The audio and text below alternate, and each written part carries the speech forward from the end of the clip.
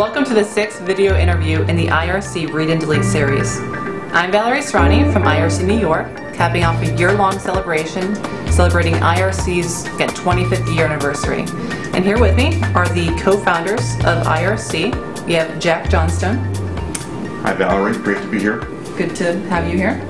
And Rob Downey. August 21st, 2012 marks the 25th year anniversary of IRC.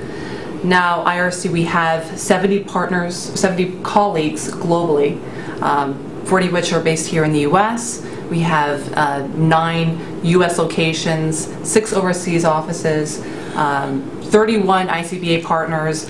We're all over the world. We're a global company. Back in 1987, did you envision this, in 50 Lincoln Hotel, back in, was your bed and breakfast? Of course not. We never envisioned this. We wanted to make a difference for businesses in Ohio. Came from the state of Ohio, where we worked in the Department of Development, doing export promotion and investment promotion. And we wanted to help companies do our business overseas. I think it's fair to say that we can't be blamed for what IRC has become. It's been a real team effort by our partners over the years, and Jack and I, one time we calculated that we're 50 times bigger now than any number we ever used in our early discussions of how big we wanted to be. So it's out of our control, and it's up to our partners around the world to have made this creation. And of course we couldn't have done this if it was just Rob and me. We had families that were extremely supportive. We made very little revenue for a long time, and our wives were supportive, tolerant, patient. Friends were patient. We had very little overhead that we needed to generate. So it was really not so much us as just the people around us that helped us to get started. Yeah, it's a big risk. Big risk, yeah. Getting started in any business is, most businesses fail. Big risk, but great reward at the end of the day. So I think Zoe, Jack's wife, and my wife Jackie felt the risk. We were always having fun right from the first. From the first day, we were looking for the best clients in the world. We never wanted to really kind of sell stuff. We said, we should just teach this to these Midwestern companies, and the ones that have the ambitions and that want to do something different, we'll teach them about the product and wait for them to use it. And companies in the Midwest anyway are very deliberate. They make decisions based on time passing and a lot of information, sort of like farmers do. And so that's the client base that we were looking at, was strong Midwestern companies that weren't going to be making changes quickly. But those are great companies too. Yeah, absolutely. Yeah. Right from the beginning, we were told by the underwriters that we had some of the best clients in their portfolio. That they were Midwestern, mid-sized manufacturers, square, plumb, straight, smooth, right down the middle in everything they did. It was very easy to represent them to the markets in those days, and we got a lot of credit for the quality of our customers. It was another piece of good fortune that we started in the Midwest. Now, you mentioned working with the best companies in the world. Was this something that was a goal from the outset, or just a standard that IRC came to value just recently? I think we had it right from the beginning. We were looking for ambitious companies, and if anything, we've gotten greedier in that regard over the years. We just believe that we're going to win based on the quality of our clients. Rob and I are both from small towns, and in small towns you know who you can trust, and you know that trust is really your most important asset. Your reputation is your most important asset. And so we've always felt like we have to find clients that we can trust, that have confidence in us and that we can have confidence in. And that's been the key to our business from the very beginning. I think one of the measuring points we've always used for trustworthiness is people who are serious and who are hard on us. We've always liked people who cared enough about their business to get angry about any misunderstanding they had with us during an initial presentation. If they said, I don't understand that and you need to go through that again, and they're willing to talk that way about how important it is for them to understand and be careful with their business. We love that kind of feedback. The harsher, I think, the more relaxed we got. We always think of our clients metaphorically as farmers. Farmers have to protect their land, they have to protect their investment, they have to protect their families, people that work with them, and it's over a very long period of time, over a lifetime of working the farm. That's how farmers succeed, and that's what we look for in clients that have that kind of a perspective about their business. If we are building our company and we don't have the closest we can get to perfect clients, there's a huge risk that whatever we're doing is going to be undone by circumstances. But if you start with a search to select the best clients you can find and then teach them up and go with them and suffer all the slings and arrows that they suffer, then you're building something that can last. You can hold on to clients, you can expect them to perform well so that when a claim arises they'll be in good shape. It makes everything easier if you start with that. If anything, as I said, we've gotten greedier in that regard over the years. So now that we're on the topic of our clients, what is IRC's perfect client? Rob and I have always talked about what makes a perfect client from the very beginning. I think we both believe that a perfect client is like our first client, TriStar International, remanufacturing transmissions, selling them into the Middle East.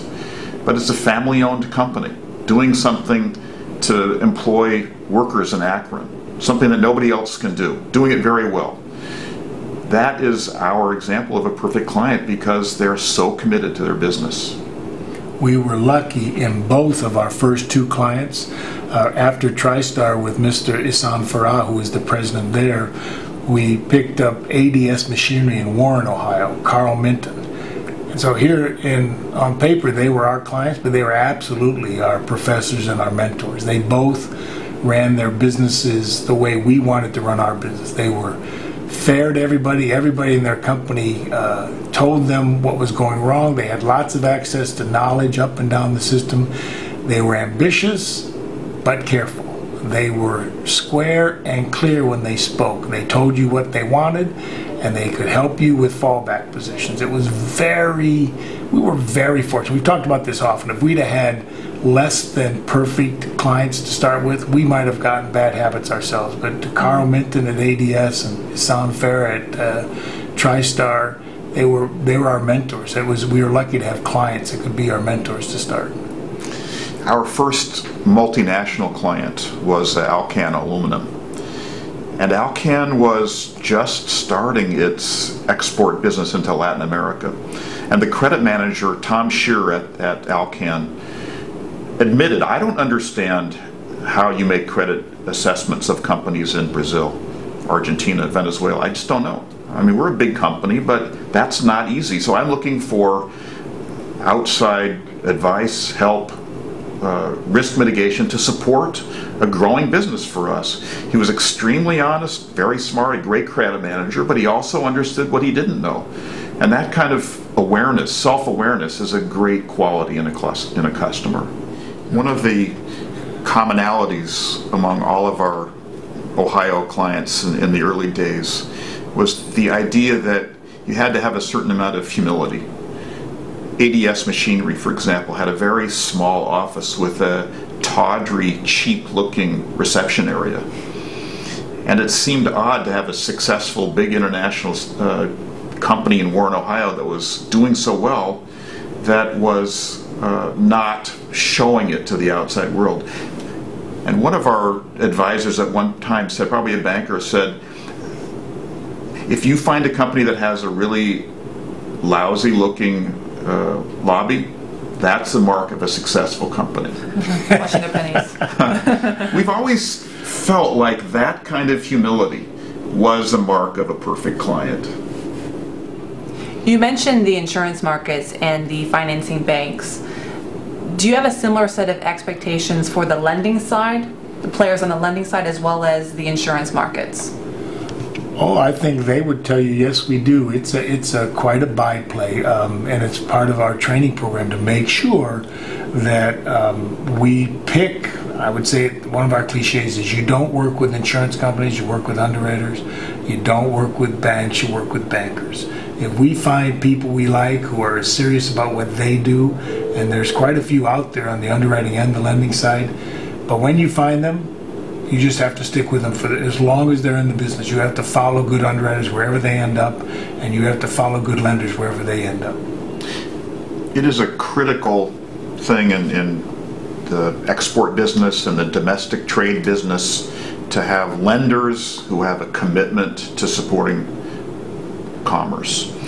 And with what we do, whether we're talking about difficult risks in the US or country risks or concentrations of risk, if the banker, if the insurance company is stable, dependable, predictable, then business is going to go forward. And we need that. We need that for our clients so that they know what they can plan for, what to expect.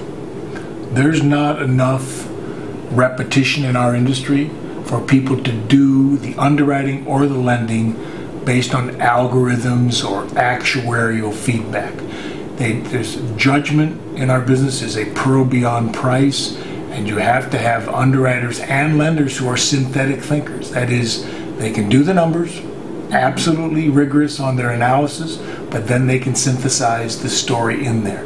And the challenge for us when we're training our new folks is to make sure that, look, we need you to be a complicated thinker because you're going to be taking complicated companies in front of complicated evaluators, and you have to be able to match them artistically and with your financial knowledge and with your ability to do the numbers, but you've also got to be able to tell the story in a compelling way. A different lingo, too. Yeah. I mean, we have said from the beginning that it's easy to do business in an easy environment. There are no country risks, if there are no financial risks, if the economy is growing, if everything doing it, it's easy to do a good job. It's not easy to do a good job when things are going in a negative direction. If there's a country problem, if there's a financial crisis. And the mark of the best bankers, the mark of the best insurance executives, companies, is to be there when things are not going well. And we have identified and we've worked with great banks and great insurance companies, but it's the people there who don't panic when there's a problem. And that's what's important for us. One way we say that is we never want to say of any of the markets we represent that they were at their best when times were good. What is the secret to making partners carry the IRC name and reputation? I was in my early 20s when I joined IRC, so what qualities do you look for in a person to make you feel comfortable and certain that, you know, when we're speaking to any CFO or CEO in a company, that we're not putting our company at risk? It's a great question. I think it's our best asset is the quality of our partners in our company. Rob and I started the company with background in music and biology. And we found that to be an asset, that if you have an interesting background, then you bring a lot to the relationship with a company, and they're interested to know about a different perspective. Our clients are in every industry, in every continent, large and small, finance, manufacturing. What we are looking for is people that have a diverse, broad background who can bring something different other than just a business background or experience in our industry. That's not that important to us. Two of the traits that we find identify good potential for partnership in the future is if people are curious, broadly curious about the world, and yet skeptical. And it's a tough mix, but that means they don't have to have anything like a business background. We've got journalism majors, chemistry majors, history majors, music majors, and we've got some good business majors and even some MBAs. But the point of all those folks is that they have interesting hobbies, they talk about their spouses well, they talk about their past well, they like life, they have a durably positive attitude, and they can ask a question and still doubt the answer and ask another question and doubt the answer. And they go on and on like that and stay interested and come back and give us a very rich report on what happened in a meeting or an introduction to a new opportunity. Our business is the business of an intermediary, a broker. We're not making anything, we're not financing anything, we're not lending. We are just trying to help one company do business with another company. And that takes different skills than analyzing financial statements or assessing country risk. Those are all important, and we're all interested in that. But what's important to us is solving problems, and every single problem is different. We have thousands of problems to solve every year, and we have to be prepared to bring ourselves to each problem and solve that for our client. And that takes something else. It takes a broad background and an interesting experience to work in that kind of an environment. But you're right to suggest, Val, that all of our partners can commit the entire resources of IRC, so we have to have great folks working with us because we want them to feel that they can tell anybody in the company what to do around the world, and we will respond to the youngest member. And to get that, I've always said that essentially what we do in our recruitment process, beyond the diversity that Jack has already alluded to, is we are really looking for the fruits of great parents, great teachers, and great coaches. Well, thank you for being here, and thank you for all your insights. It's been a pleasure, Mary. Thanks for having us today, and we love having you with us, and thank you. Thanks, Valerie. It's really fun. Really great to be here with you in Chicago. Thank you for tuning in. You could find additional information about IRC by visiting us on our website at www.irc-group.com. You could also find that website on our Read and Deletes. It was a pleasure speaking with you. We'll be speaking soon. And for 3 of you, I will be seeing you within the next month for policy training.